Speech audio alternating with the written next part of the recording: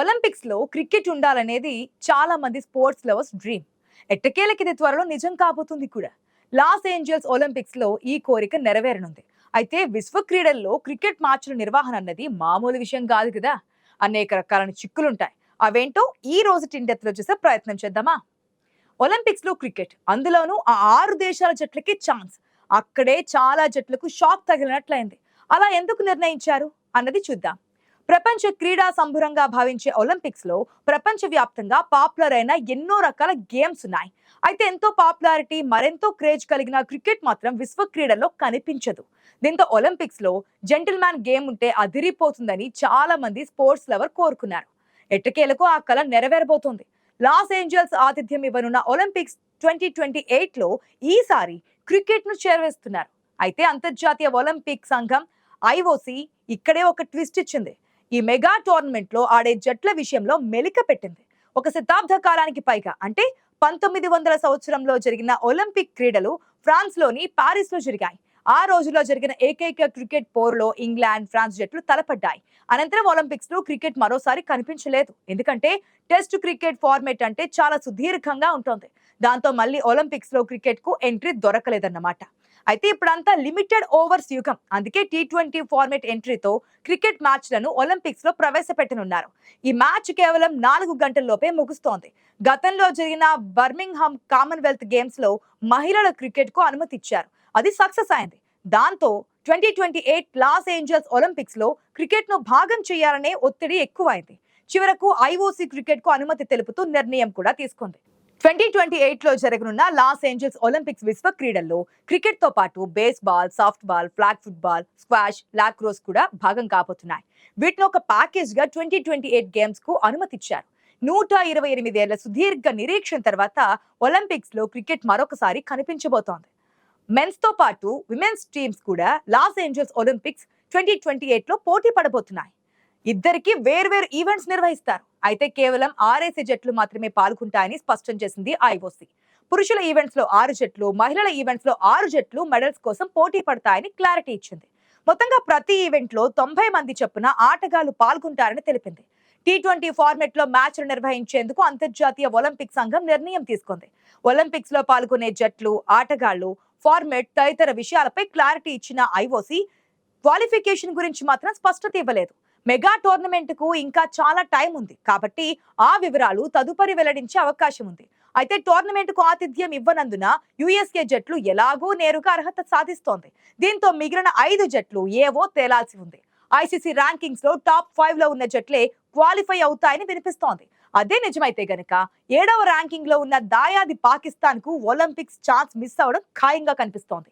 కాగా వచ్చే ఒలింపిక్స్ లో క్రికెట్ తో పాటు baseball, flag football, lacrosse, squash వంటి ఇతర ఆటల్ని కొత్తగా చేర్చడం జరిగింది. నటీనటులు ఆస్కార్ అవార్డుల కోసం ఎలా పరితపిస్తారో ప్రపంచ క్రీడాకారులంతా ఒలింపిక్స్ కు సంబంధించిన రంగుల కలలు కంటుంటారు. ఎప్పటి నుంచో తమ ఆటలో ప్రావీణ్యం సంపాదించిన వారంతా ఆ విశ్వ వేదికపై తమ ప్రతాపాన్ని ప్రదర్శించాలని కోరుకుంటారు. అందులో గెలవకపోయినా పర్వాలేదు, పార్టిసిపేట్ చేస్తే చాలని కోరుకుంటుంటారు. ఒలింపిక్స్ అంటే అంత క్రేజ్ ఉంటుంది కాబట్టి ప్రపంచంలో కాస్త సంపన్నవంతమైన దేశాలు వాటి నిర్వహణ కోసం పోటీ పడుతూ ఉంటారు. ఒలింపిక్స్ గేమ్స్ నిర్వహిస్తే ఆ దేశానికి ఒక ప్రత్యేకమైన పేరుంటోంది. ప్రపంచ వ్యాప్తంగా ఆ దేశం గురించి ప్రచారం కూడా జరుగుతోంది. పర్యాటకం పెరుగుతోంది. తద్వారా దేశానికి ఆదాయం సమకూరే అవకాశం ఉంటుంది. అంతకు మించి అక్కడి స్టేడియంలకు మరొక ప్రయోజనం ఉండదు. గేమ్స్ తర్వాత ఒలింపిక్ స్టేడియంలు మట్టి కొట్టుకుపోతున్నా పట్టించుకునే నాథులే ఉండరు. అయితే తమ హయాంలో వాటిని నిర్వహించడం విషయంలో పాలకులు పరితపిస్తూ ఉంటారు. ఇందుకోసం తెర వెనుక జోరుగా ప్రయత్నాలు సాగుతుంటాయి. అలా అని కాకపోయినా మన దేశంలోనూ ఒలింపిక్స్ నిర్వహించాలని భారత ప్రధాని మోదీ గాఢంగా కోరుకుంటున్నారు. ఇప్పటికే దేశంలోని పలు ప్రాంతాలలో మంచి మంచి స్టేడియంలు నిర్మించబడి ఉన్నాయి. వాటిని రెగ్యులర్ గా క్రికెట్ కోసం మాత్రమే ఎక్కువగా వాడుతున్నారు. ఒక క్రికెట్ మాత్రమే కాకుండా హాకీ, ఫుట్బాల్ ఆటలకు ఉపయోగించడం జరుగుతూ ఉంటుంది. రాబోయే రోజుల్లో ఒలింపిక్స్ లోకి క్రికెట్ పునఃప్రవేశం చేయనుంది. ఇప్పటికే దక్షిణాసియాలో అత్యంత పాపులర్ అయిన క్రికెట్ రాబోయే ఒలింపిక్స్ లో క్రీడల్లో ఒకటిగా మారనుంది. ఈ విషయాన్ని అధికారికంగా ప్రకటించడం కూడా జరిగింది. అయితే మరో 5 ఏళ్లలో గానీ అది అమల్లోకి రావడం లేదు. 2028లో లాస్ ఏంజల్స్ నగరంలో జరగబోయే ఒలింపిక్స్ లో ఈ జెంటిల్మెన్ క్రీడ ప్రవేశించనుంది. ప్రపంచంలోనే అతిపెద్ద ఒలింపిక్స్ క్రీడా సంరంభం నుంచి ఇన్నేళ్లుగా క్రికెట్ ను దూరంగా ఉంచడం దురదృష్టకరమే. ఇప్పుడు T20 క్రికెట్ విస్తృత ప్రాచుర్యం పొందడమే కాక మునుపెన్నడూ లేని విధంగా ప్రపంచంలోని అనేక దేశాలు ఆ ఫార్మేట్ పోటీల్లో పాల్గొంటున్నాయి. క్రికెట్ కు ఒలింపియాడ్లో స్థానాన్ని ప్రకటించడం ఆటగాళ్లలో ఉత్సాహం నింపింది. కాలానికి తగ్గట్లుగా మారే ఈ ప్రయత్నం అభినందనీయమే. అదే సమయంలో ఇది పలు సవాళ్లపై చర్చ రేపింది. ఈ నేపథ్యంలో టీ20 క్రికెట్ కు కూడా ఒలింపిక్స్ కు చోటివ్వడం ప్రజాస్వామ్యబద్ధమైన ఆలోచన అని అంటున్నారు క్రికెట్ లవర్స్. ఒలింపిక్స్ లో క్రికెట్ ప్రవేశంతో ప్రపంచ ప్రజలకు ఒలింపిక్స్ మరింత చేరువవుతోంది. ఫుట్బాల్ తర్వాత ప్రపంచంలో అత్యధికులు అనుసరించే క్రీడగా క్రికెట్ కు పేరుంది. ఈ ఆటల ప్రచార హక్కులతో ఒలింపిక్ సంఘానికి వచ్చే ఆదాయం ఎలాగూ భారీగానే ఉంటుంది. అందుకే ఐఓసీ తీసుకున్న ఈ నిర్ణయం వెనుక చాలా విస్తారంగా సమీక్షించడం జరిగింది. ఆటగాళ్ల పర్ఫార్మెన్స్ ను బట్టి ఆయా దేశాలకు గౌరవం దక్కుతోంది. ఆ మేరకు క్రికెట్ క్రీడాకారులు తమదైన శైలిలో లెక్కలు వేసుకున్నారు. అయితే ఇందులో చిన్న తిరకాసు ఉంది. క్రికెట్ సహా కొత్తగా చేరే ఆటలన్నీ 2028 ఒలింపిక్స్ కు మాత్రమే పరిమితం. ఆ తర్వాత వాటిని కొనసాగించాలా లేదా అన్నది ఆ తర్వాత రాబోయే 2032లో తేలబోతోంది. అయితే ఆ సంవత్సరం ఒలింపిక్స్ కు ఆతిథ్యం ఇచ్చే బ్రెస్బెన్ దేశం నిర్ణయిస్తేనే క్రికెట్ ఆట కొనసాగుతోంది. నిజానికి కామన్వెల్త్ దేశాలే కాకుండా ప్రపంచమంతా ఆడే విశ్వ క్రీడగా క్రికెట్ విస్తరించాల్సి ఉంది. ఐఓసీ గుర్తింపు పొందిన 206 దేశాల్లో ప్రస్తుతం 50% తక్కువ చోట్లలోనే క్రికెట్ ఆడుతున్నారు. కనీసం 75% చోట్ల క్రికెట్ తన ఉనికిని చాటాల్సి ఉంటుంది. అది ఒక సవాలుగానే మిగిలింది. కొన్ని ఐఓసీ సభ్య దేశాలు చేస్తున్న ఈ వాదన కరెక్టేనని ప్రముఖ క్రీడాకారులు అంటున్నారు. అలాగే కొత్తగా ఒలింపియాడ్ లోకి వస్తున్న 5 4 టీంలు స్పోర్ట్స్ కాబట్టి క్రీడా రంగంలో ఆటగాళ్ల సంఖ్య యాక్సెప్టింగ్ కోటా 10,500 కన్నా 742 మేర పెరుగుతోంది. గేమ్స్ విలేజ్ పై భారం తగ్గించడానికి ఇతర ఆటల్లో అథ్లెట్ల కోటా తగ్గించడం, కొన్ని మెడల్ ఈవెంట్లకు ఈసారికి పక్కన పెట్టడమే దీనికి పరిష్కార మార్గం అంటుండడం కాస్త నిరాశ మిగిలిస్తోంది.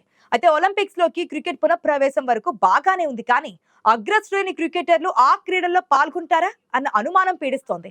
వచ్చే 2028 నాటి అంతర్జాతీయ క్రికెట్ క్యాలెండర్ ఇంకా ఖరారు కాలేదు గనుక ఆ ఏడాది జూలైలో 16 రోజుల పాటు సాగే ఒలింపిక్స్ లో అగ్రతారలు ఆడేందుకు వీలుగా అంతర్జాతీయ క్రికెట్ మండలి షెడ్యూల్ ను ఖరారు చేస్తుందని ఒలింపిక్ సంఘం ఆశాభావంలో ఉంది.